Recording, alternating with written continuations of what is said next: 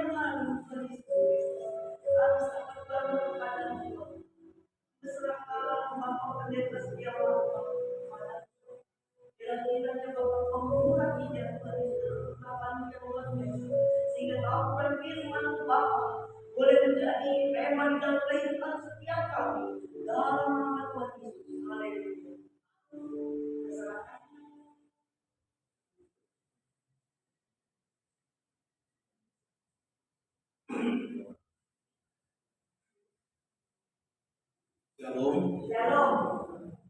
Sore Bapak Ibu kasih Tuhan. Sore. Bersyukur dan sukacita saya bisa kembali berjumpa dengan saudara sekalian untuk bersama-sama mendengarkan firman. Amin. Terserah, mari kita buka Alkitab kita. Untuk saudara yang biasa bawa handphone dan handphone, buka dalam kitab 2 Raja-Raja pasal yang ke-20.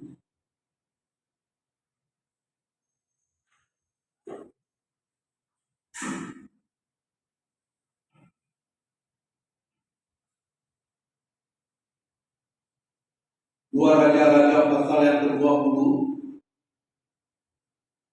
ayat 1 sampai ayat 7. Saudara pasti sudah sering mendengar cerita tentang Hizkia sakit dan disembuhkan.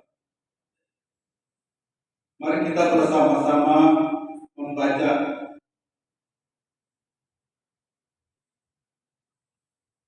Dua Raja-Raja pasal 20. Kita mulai ayat pertama. Pada hari-hari itu, bersama-sama kita baca ya, kuat suara ya. Sekali lagi, pasal 20 ayat 1. Baik. Pada hari-hari itu, Hizkia jatuh sakit dan hampir mati. Lalu datanglah Nabi Yesaya bin Amos dan berkata kepadanya, beginilah firman Tuhan, sampai kata pesan terakhir kepada keluargamu, bahwa kau akan mati, tidak akan sembuh lagi. Lalu Hizkia memalingkan mukanya ke arah dinding dan ia berdoa kepada Tuhan, Tuhan, ingatlah kiranya bahwa aku telah hidup di hadapanmu dengan setia dan dengan tulus hati, dan bahwa aku telah melakukan apa yang baik di matamu. Kemudian menangislah Hizkia dengan sakit. Tetapi Yesaya belum lagi keluar dari pelataran tengah, tiba-tiba datanglah firman Tuhan kepadanya, baliklah dan katakan kepada Hizkia, raja umatku, beginilah firman Tuhan Allah Daud, Bapa leluhurmu, telah kudengar doamu dan telah kulihat air matamu. Sesungguhnya aku akan menyembuhkan kau pada hari yang ketiga, kau akan pergi ke rumahmu. Aku akan memperpanjang hidupmu 15 tahun lagi, dan aku akan melepaskan kau dari kota itu dan dari tangan Raja Asyur. Aku akan memagari kota ini oleh karena aku dan oleh karena kau hambaku. Kemudian berkatalah Yesaya, ambillah sebuah kue ara, lalu orang mengambilnya dan ditaruh pada bara itu, maka sembuhlah dia. Saudara, ini satu kisah nyata ketika satu kali Raja Hizkia sakit. Dia masih sangat muda. Raja Hizkia ini adalah raja yang ke-14 dari kerajaannya juga. Dan waktu dia sakit, dia baru berumur 39 tahun, karena baru memerintah 14 tahun. Nah, pada waktu firman Tuhan mengirim Nabi Yesaya bin Amos kepada dia untuk mengatakan, Yesaya, Hizkia, penyakitmu ini akan sembuh lagi, dan kau akan segera mati. Karena itu, pergilah, katakanlah kepada sanak saudaramu pesan-pesan terakhir. Apa yang ingin kau katakan, supaya mereka tahu apa rencanamu. Mungkin siapakah yang akan mengganti engkau kelak, supaya dipersiapkan dengan baik. Suara saya bisa terdengar baik, di belakang? Bisa ya? Kemudian Alkitab berkata, sebelum Nabi Yesaya bin Amos pergi meninggalkan istana, firman Tuhan datang kepadanya, kembalilah kepada Hizkia, katakan bahwa aku telah mendengar doanya Hizkia. Nah, karena begitu Hizkia mendengar bahwa dia divonis mati, dan dia percaya perkataan Yesaya itu adalah perkataan Tuhan sendiri. Dia menangis, dia berdoa. Tuhan bilang, aku telah mendengar doanya, dan aku sudah lihat air matanya. Maka dia akan sembuh daripada ketiga. Dan aku akan memperpanjang umur dia 15 tahun lagi. Lalu Yesaya menyuruh orang mengambil kue ara, dan kue ara itu ditaruh kepada batang bagian yang bukan. Dan kita berkata, sembuhlah Hizkia. Saudara, Raja Hizkia ini tercatat dalam Alkitab adalah raja yang paling baik dalam kerajaan Yehuda. Bahkan Alkitab berkata tidak ada raja yang sebelum Hizkia maupun yang sesudah Raja Hizkia itu yang sebaik Raja Hizkia. Dia adalah raja yang paling baik. Tetapi tahukah saudara bahwa Raja Hizkia ini punya bapaknya Raja Hizkia. Saudara bisa baca di dalam 2 Raja-Raja pasal 8 ayat pertama. Bapaknya itu adalah Raja Ahaz. Dan Raja Ahaz ini adalah raja yang paling jahat di antara raja-raja Yehuda. Dia raja yang paling jahat. Kenapa disebut dia raja yang paling jahat? Yang begitu Tuhan sangat murka kepada dia. Karena Raja Ahaz ini, dia bukan saja murtad sendiri, tetapi dia bawa semua rakyatnya untuk menyembah kepada Allah lain yang dikenal dengan dewa Molok. Di mata Tuhan dia sangat jahat. Bahkan orang yang paling kejam, yang paling jahat yang pernah ada. Satu kali ketika Raja Ahaz ini berperang kepada musuhnya, orang Syria dan orang Asyur. Dia sudah ketakutan karena dia merasa akan kalah dalam peperangan itu.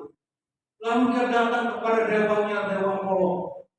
Dia memohon petunjuk kepada dewa Molok bagaimana supaya dia bisa memenangkan peperangan itu. Dan petunjuk dewa Molok berkata, dia harus mempersembahkan anaknya sendiri sebagai korban bakaran. Maka Raja Hizkia ini mempersembahkan anaknya sendiri sebagai korban bakaran. Ini raja yang paling kejam, yang paling jahat, yang paling gak bermoral. Tetapi aneh saudara-saudara, kenapa bapaknya begitu jahat, Raja Ahaz, tapi Hizkia dikenal sebagai raja yang paling baik. Biasanya orang berkata begini saudara, ada ungkapan, like father, like son. Bagaimana bapaknya, demikian juga aku. Jadi kalau bapak jahat, orang sudah berpikiran anaknya pasti jahat. Orang tuanya penipu, pasti bikin anaknya jadi penipu. Tetapi kata-kata itu tidak berlaku untuk Raja Hizkia. Kalau kita perhatikan saudara, manusia ini hidup dipengaruhi oleh 3 hal.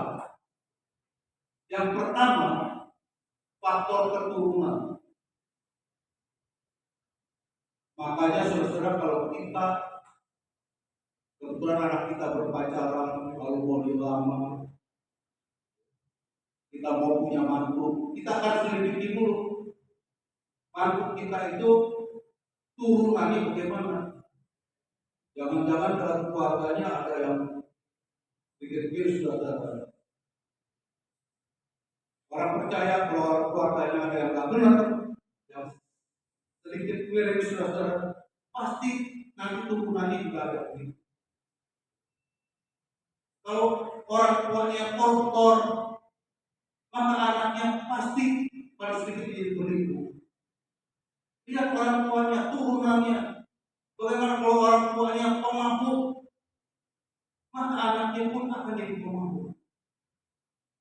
Tetapi heran, Hizkia, walaupun bapaknya begitu jahat, tapi Hizkia menjadi raja yang paling baik. Kenapa saudara? Biasanya saudara, prinsip seorang anak itu dia menerima apa yang diberikan orang tuanya. Kenapa seorang anak itu bisa begitu jahat kalau orang tua jahat? Karena dari kecil dia melihat prinsip orang tuanya hidup bagaimana. Kalau orang tuanya itu kasar terhadap ibunya, dan dia semakin selagi kecil melihat kejadian-kejadian itu, maka tertanamkan otaknya. Dan waktu dia besar, dia akan melakukan hal yang sama. Prinsip seorang anak, dia menerima apa yang dia akan melakukan apa yang dia terima. Tapi Hizkia heran, saudara. Hizkia, walaupun bapaknya begitu kejam, bapaknya begitu jahat, raja yang paling dibenci oleh Tuhan, raja asing, tetapi justru Hizkia menjadi orang yang baik. Kenapa, saudara? Rahasianya ada di dalam 2 Raja-Raja pasal 14 ayat yang ke-6.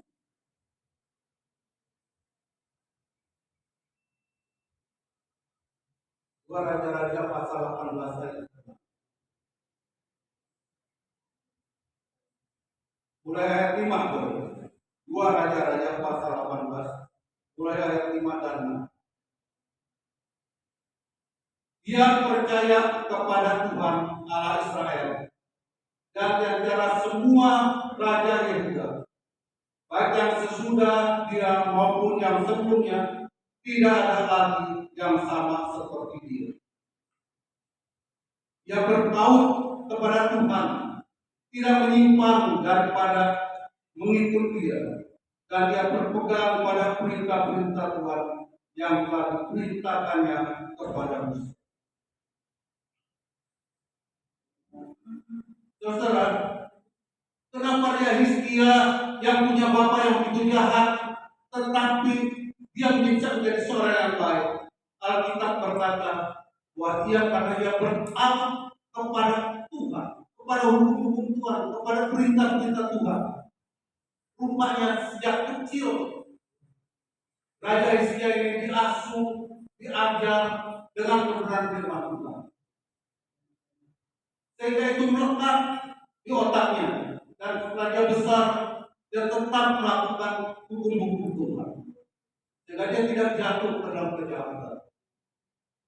Saudara, dalam ilmu pendidikan saudara, kecuali orang dipengaruhi oleh keturunan, ada 3 hal sebetulnya yang mempengaruhi orang hidupnya. Kecuali keturunan, yang kedua pergaulan. Alkitab berkata dalam 1 Korintus 15 ayat 33, pergaulan yang buruk merusakkan kebiasaan yang baik. Walaupun di rumah kita ajar dia baik, di sekolah diajar dia baik, tapi kalau di luar sana pergaulannya enggak baik, maka anak itu akan menjadi rusak. Sebaik apapun, akhirnya dia menjadi anak yang tidak baik. Dan yang ketiga, saudara, yang bisa mempengaruhi seorang baik atau tidak adalah pendidikan. Semakin dia bersekolah, pendidikan, bukan saja diajarkan pengetahuan, tapi diajarkan moral, diajarkan tentang karakter, sehingga dia terbentuk akan karakter yang baik. Tahukah saudara, orang yang paling baik yang kita didik itu adalah waktu dia golden age, waktu usia emas, dan usia emas itu 1 sampai 5 tahun. Anak umur 1 sampai 5 tahun, saudara, pelihara dia, saudara terus mendidik dia dengan firman Tuhan, maka kesananya dia akan tetap mengingat firman. Dia akan tetap melakukan hukum Tuhan. Kita mungkin sudah terlambat, saudara, tetapi kita bisa menjadi cucu-cucu kita. Kita bisa mendidik anak kita supaya mengajar anak-anak mereka mulai didik dan Jangan bilang, oh nanti aja waktu dia udah dewasa, udah ngerti, baru kita ajar. Terlambat. Waktu golden age, usia emas 1 sampai 5 tahun, tanamkan firman Tuhan terus. Karena anak kecil itu menjadi apa yang dia terima. Kalau saudara berkata, kamu anak bodoh, kamu anak yang gak berguna, kamu yang gak bisa apa-apa, maka anak itu akan seperti yang diucapkan. Tetapi kita ajar kepada firman Tuhan, maka anak itu akan terbentuk. Pertanyaan selanjutnya, saudara, bukan saja kita mengajar cucu kita, bukan saja kita mengajar anak-anak kita, tetapi adakah kita sendiri mempraktekkan, belajar firman Tuhan, membaca firman Tuhan, dan merenungkan firman Tuhan. Saya ingin berkata begini, saudara. Saya percaya karena Alkitab berkata begini, dunia dengan segala isinya ini akan lenyap, tapi firman Allah dia akan tinggal. Mazmur pasal 1 ayat 1 sampai 3 yang berkata, berbahagialah orang yang tidak berjalan dengan firman orang yang berdosa, yang tidak berdiri di jalan orang berdosa, yang tidak duduk dalam kumpulan penjengkol, tetapi yang kesukaannya ialah Taurat Tuhan, dan yang merenungkan Taurat Tuhan itu siang dan malam. Ia seperti pohon yang ditanam di tepi aliran air. Ia akan menghasilkan buah pada musimnya, daunnya tidak akan kering, dan apa saja yang dibuatnya. Saudara, firman Tuhan ini tidak akan gagal. Dia tetap berlaku untuk selamanya. Hari ini, bahwa kita berkomitmen, kita praktekkan firman Tuhan. Kita mulai ambil waktu tiap hari kita membaca firman, kita merenungkan firman. Kebanyakan dari kita cuma suka mendengar yang terakhir. Apa saja membuatnya pasti berhasil. Tapi kita tidak melakukan, merenungkan, baca firman. Hari ini saya berdoa, siapapun yang ambil waktu, tetapkan waktu untuk setiap hari kita membaca dan merenungkan firman, agar kita tetap dalam hati. Yang kedua, saudara, dalam ayat 1 dan 2 berkata begini, pada hari itu Hizkia jatuh sakit dan hampir mati. Lalu datanglah Nabi Yesaya bin Amos dan berkata padanya, beginilah firman Tuhan, sampailah karena pesan terakhir kepada keluargamu, sebab kau akan mati, tidak akan sebulan. Saudara, yang kedua, Raja Hizkia ini dikenal orang yang baik. Bahkan tadi kita baca dalam 2 Raja-Raja pasal 18 ayat 5, Alkitab sendiri Tuhan sendiri berkata bahwa tidak ada orang yang sebelum dan sesudah Hizkia sebaik dia. Tetapi orang yang baik masih muda ternyata bisa sakit. Bahkan sakit itu hampir mati. Seharusnya kan kalau orang baik kan sehat-sehat. Kalau orang jahat sakit, menderita, itu pantas. Tetapi heran, saudara. Hizkia, raja yang baik, yang dipuji oleh Tuhan. Tetapi kenapa dia bisa menderita sakit? Bukankah ini juga pertanyaan buat kita? Kalau saudara baca di rumah nanti dalam kitab Mazmur pasal 73, itu ada seorang yang bernama Asaf.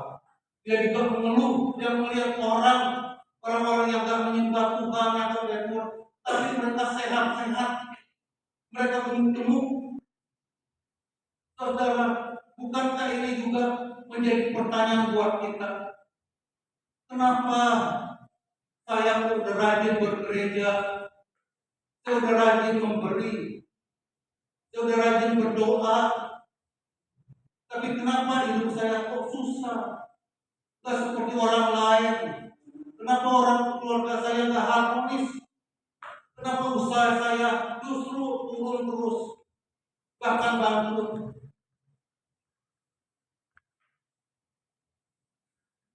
Abraham Lincoln, Raja Amerika yang ke-16, saudara, juga pernah berpendapat begitu. Dia berkata, kenapa kalau ada Tuhan, lebih banyak orang yang miskin daripada orang yang kaya? Lebih banyak orang yang menderita daripada orang yang berbahagia. Kalau ada Tuhan, kenapa Tuhan gak buat surga aja? Kenapa harus ada neraka? Kita sama kadang-kadang berpikir, kenapa orang baik justru sakit? Kenapa kita begini begitu? Luar baik saudara, sejak manusia jatuh ke dalam dosa, selalu ada dua sisi dalam kehidupan. Ada senang, ada susah. Ada sehat, ada sakit. Ada siang, ada malam. Itu kenyataan hidup yang gak bisa dipungkiri. Siapapun, walaupun saudara rajin bergereja, rajin berdoa, semua bisa terjadi. Tetapi janganlah kalau saudara mengalami sesuatu hal seperti itu, jangan saudara bertanya mengapa, karena saudara tidak akan dapat jawaban. Bahkan akhir-akhirnya saudara akan mempersalahkan Tuhan, saudara akan menganggap Tuhan itu enggak. Tetapi kalau saudara sedang mengalami hal-hal seperti itu, hal-hal yang menyusahkan saudara, datanglah kepada Tuhan, katakanlah Tuhan, apakah rencana-Mu? Apakah kehendak-Mu bagi kami? Nyatakanlah Tuhan kehendak-Mu bagi kami. Raja Hizkia yang dinyatakan Tuhan raja yang baik, yang ketika dia berdoa Tuhan dengar, langsung Tuhan jawab, juga bisa mengalami sakit. Apakah saat ini saudara juga sedang mengalami masalah? Mengalami sakit penyakit, masalah dalam usaha yang makin mundur, dalam pekerjaan saudara mungkin mengalami PHK. Ingat, jangan mempersalahkan Tuhan, jangan mempersalahkan. Itu adalah sisi kehidupan yang harus kita jalani. Yang ketiga, saudara, kalau saudara sedang menghadapi masalah apapun sama seperti akan dihadapi oleh Hizkia, kita belajar pada sore ini apa yang dihadapi oleh Hizkia dan apa yang dilakukan ketika itu Nabi Yesaya datang dan berkata, Hizkia, kamu sakit dan tidak akan sembuh lagi. Beritahukanlah kepada sanak saudaramu, karena kau akan segera mati. Lalu apa yang dilakukan oleh Hizkia? Kita baca ayat yang ketiga.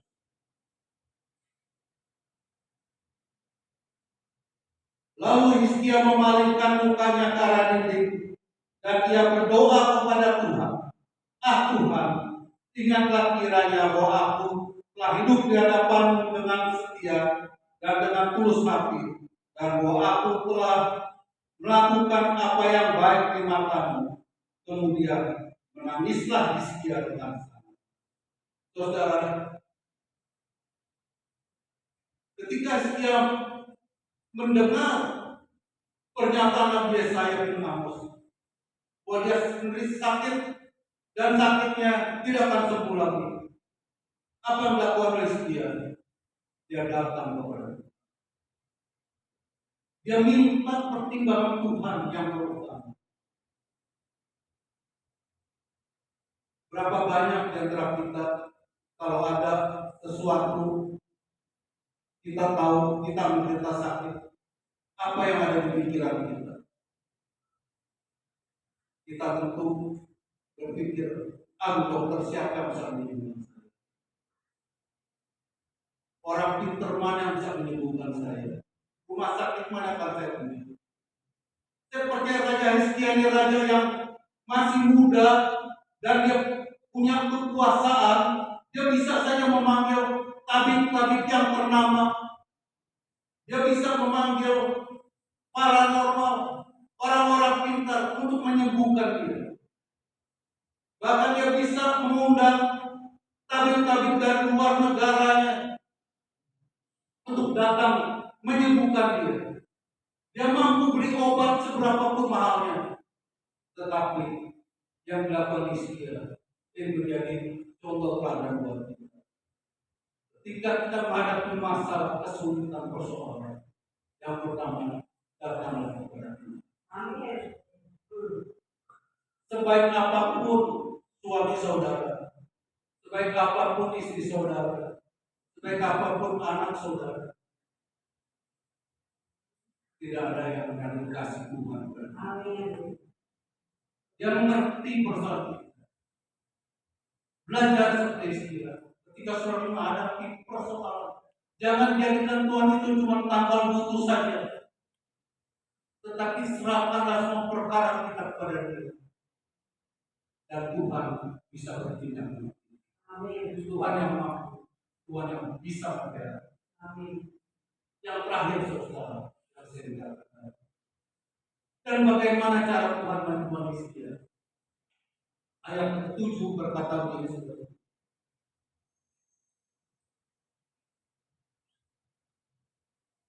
Kemudian berkatalah Yesaya, ambillah sebuah kue ara, lalu orang mengambilnya dan ditaruh pada bara itu, maka sembuhlah ia. Saudara, aneh. Ketika Hizkia menangis, berdoa, Tuhan sudah dengar doanya.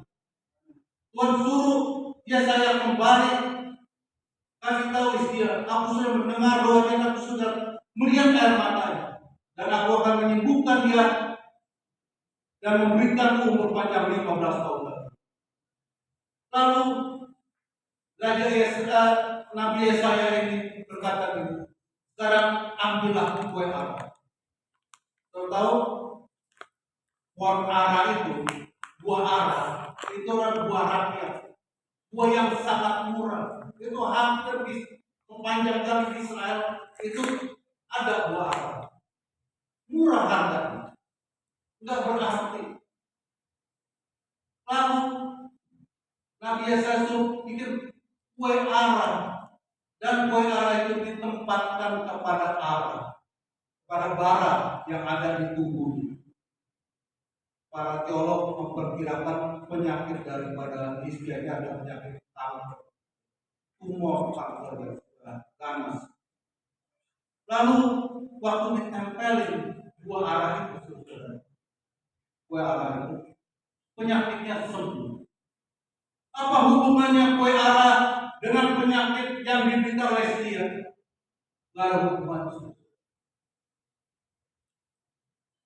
Tetapi kenapa kue ara itu bisa menyembuhkan Hizkia yang sakitnya begitu kronis? Ternyata Tuhan bisa memakai sesuatu yang murah, yang gak ada harganya untuk menyembuhkan.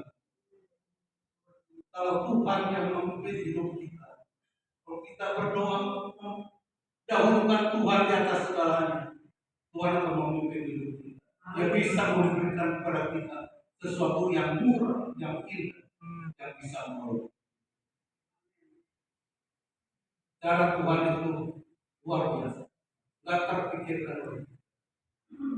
Hari ini jangan kecewa, jangan kecil hati.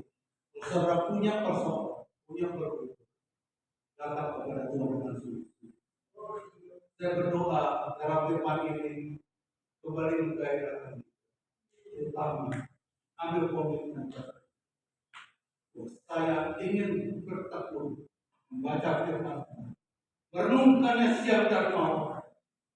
Alkitab berkata, Tuhan yang berjanji, kita akan seperti pohon yang ditanam di tepi air, yang akan terus menghasilkan buah dan tidak akan meriang. Dan supaya apa yang kita lakukan semua akan berhasil. Amin. Yang kiranya memberkati.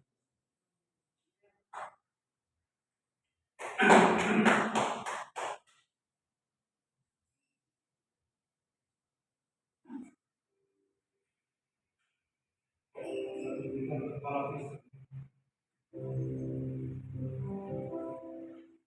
Ku mau cinta Yesus selamanya. Ku mau cinta Yesus selamanya. Meskipun badai silih berganti dalam hidupku, ku tetap cinta Yesus selamanya. Mau cinta Yesus selamanya.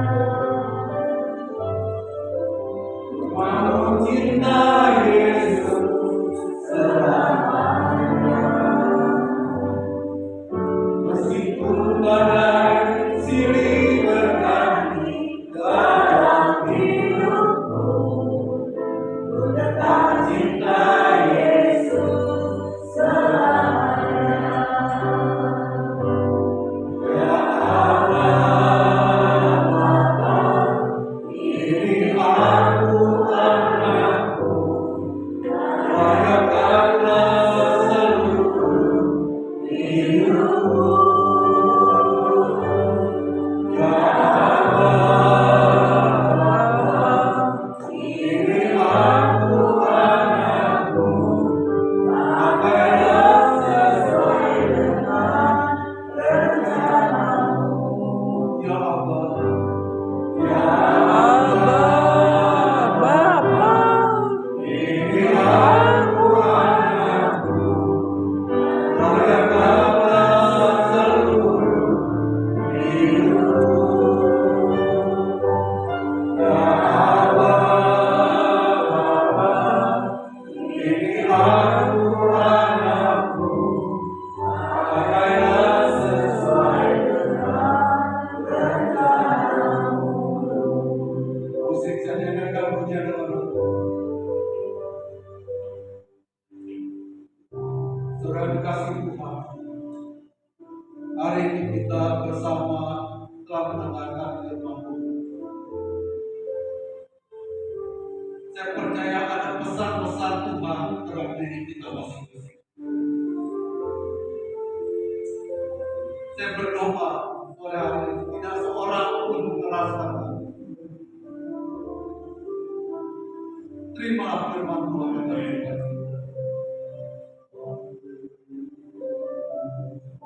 Saya mau saudara semua berbahagia. Pesan Tuhan yang malam sore hari ini, tekunlah dalam diri kita. Pelajarilah firman, renungkanlah firman itu siang dan malam. Hafalkan ayat-ayat emas yang menjadi kekuatan buat kita. Saudara akan melihat kemenangan demi kemenangan. Yang kedua, belajar mendahulukan Tuhan dalam segala hal. Jangan segala sesuatu sudah terjadi, kita biarkan Tuhan tertidur dalam gurita kapal kehidupan kita. Tapi jadikanlah Tuhan yang memegang kemudi dalam kehidupan kita. Dan Tuhan yang berkarya di atas segala. Waktu berdoa, jangan kesulitan, kesusahan yang kita hadapi. Sore hari ini Tuhan menolong, mendengar segala dari kesusahan. Hari ini bersama-sama kita naikkan lagu ini. Katakan, aku mau cinta Yesus selama-lamanya. Aku mau cinta Yesus selamanya. Aku mau cinta Yesus selamanya. Saya undang Bapak Rafi untuk maju ke depan. Bapak Pendeta Rafi berdoa tentang cinta Yesus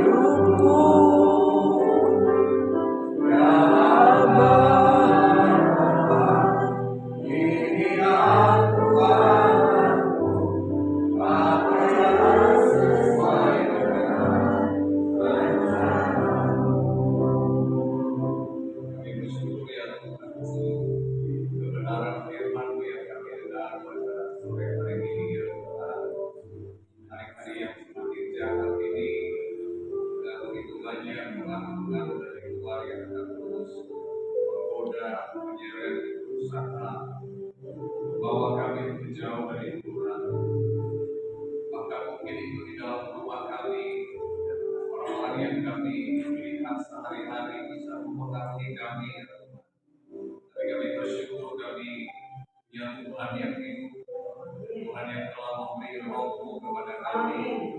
Tuhan yang telah memberi firman-Mu kepada kami, sehingga dengan firman dan Roh Kudus kami dimampukan untuk menjaga hati kami dengan segala kewaspadaan, sehingga dari dalam hidup kami mengalir aliran-aliran air hidup, sehingga kami tidak terpengaruh oleh apapun juga ya Tuhan. Kami mau terus berfokus seperti Hizkia ketika belajar untuk mencintai Tuhan lebih dari apapun, lebih dari siapapun, mengutamakan Tuhan di atas segala-galanya.